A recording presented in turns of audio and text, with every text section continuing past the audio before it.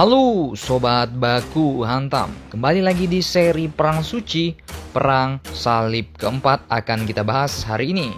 Dilansir dari kumparan.com dan tulisan dari Potongan Nostalgia. Perang Salib 4 ini dilatar belakangi oleh misi pasukan salib untuk merebut wilayah Yerusalem yang sebelumnya gagal dilakukan pada Perang Salib ketiga. Kegagalan pada misi sebelumnya ini benar-benar membuat para penguasa Eropa cukup kewalahan untuk menancapkan pengaruhnya di Tanah Suci. Sulitnya mereka menandingi kekuatan pasukan Muslim yang berhasil memukul mundur pasukan salib menjadi peringatan penting bagi para penguasa untuk mengatur strategi yang harus lebih baik lah. Nah, Perang Salib keempat ini berlangsung kurang lebih selama 2 tahun, yaitu tahun 1202 hingga 1204. Awalnya pada 1200 Masehi, Paus Innocentius ini meminta para penguasa Eropa untuk melancarkan perang salib keempat sebagai upaya untuk merebut Yerusalem. Anehnya, strategi yang digunakan bukannya menyerang Yerusalem, tetapi malah berlayar ke selatan ini menuju ke Mesir terlebih dahulu. Akibatnya ya biaya perang ini membengkak. Pemilihan invasi ke Mesir ini dilakukan sebagai upaya pelemahan kekuatan pasukan Muslim di Yerusalem, karena wilayah itu merupakan pusat kekuasaan dari dinasti Ayubi yang saat itu tengah memerintah wilayah Yerusalem.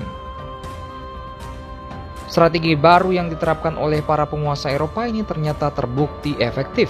Pasukan salib berhasil menguasai wilayah Mesir yang pertahanannya terbagi dengan wilayah Yerusalem, sehingga tidak banyak melakukan perlawanan ketika mereka diserang oleh pasukan salib yang cukup besar. Setelah berhasil menaklukkan Mesir, pasukan salib yang hendak berangkat ke Yerusalem untuk melaksanakan misi utama mereka sedikit merubah planning dengan terlebih dahulu pergi ke wilayah Byzantium. Mereka tiba di sana pada Januari 1203 dan langsung menemui pangeran kerajaan Byzantium, Alexios Angelos, untuk membicarakan mengenai kerjasama militer.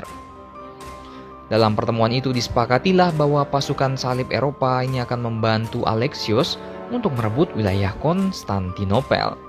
Sebagai gantinya, Byzantium akan memberikan bantuan kekuatan militer yang sangat besar bagi pasukan salib demi misi mereka merebut Yerusalem. Terdengar seperti sebuah kesepakatan yang sangat menguntungkan bagi kedua belah pihak, terutama bagi pasukan salib yang semakin optimis dalam misi perang salib ini akan berhasil dengan bantuan Byzantium. Sebagian besar pasukan salib ini akhirnya berhasil mencapai Konstantinopel pada 23 Juni 1203. Dan setelah melalui pertempuran yang cukup sengit, pasukan Byzantium dengan dukungan pasukan Eropa berhasil menaklukkan Konstantinopel dan Alexios Angelos ini dinobatkan sebagai Raja Byzantium. Nah, tibalah waktunya janji Alexios untuk membayar para tentara salib ini.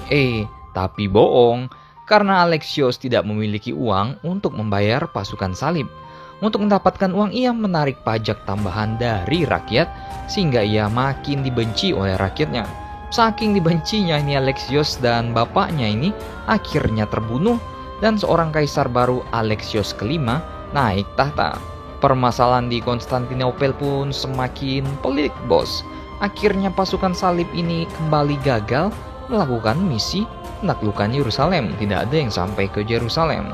Namun kali ini mereka berhasil membawa pulang sebuah wilayah yang dapat digunakan sebagai basis pertahanan mereka sebelum mencapai Yerusalem. Mohon maaf jika ilustrasinya masih itu saja, karena memang bahan ilustrasi untuk perang salib ini yang ada aja ya bos.